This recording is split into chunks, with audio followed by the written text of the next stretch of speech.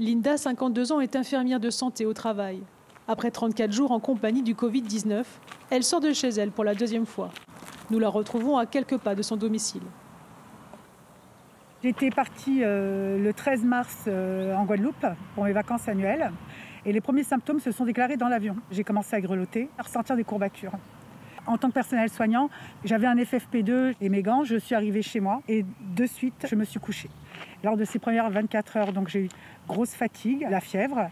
Et les jours qui ont suivi, la perte du goût et de l'odorat. J'ai saigné du nez en me réveillant. J'ai eu pendant 48 heures des caillots de sang, puis nausées, réveil le matin nausées et des diarrhées très intenses, mais vraiment impressionnantes. Ça, et puis le fourmillement aux jambes qui ne partait pas.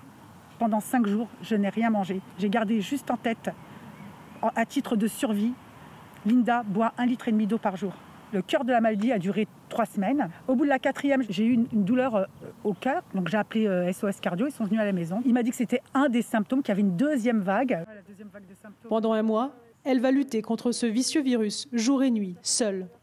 Tous les soirs, j'étais en angoisse. Il fallait dormir, il fallait que je gagne une journée, il fallait que je me réveille le lendemain. Ça a été effrayant parce que j'étais seule et qu'à un moment donné, dans cette fatigue, j'ai senti la vie me quitter.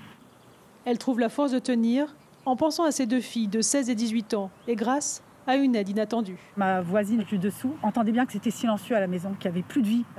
Elle allait me chercher une baguette fraîche, elle allait me chercher des fruits, elle m'a fait une soupe. Elle accrochait ça à ma porte, elle m'appelait, elle me disait « je vous ai apporté sur le palier, vous trouverez ». Elle a été vraiment formidable. Par son témoignage, Linda espère interpeller les plus sceptiques. Je ne sais pas si la mesure a été prise par la population. Je trouve quand même qu'on a beaucoup de gens qui n'ont pas de masque. Ça m'étonne. À J34, Linda craint les séquelles physiques de ce virus, autant que la rechute.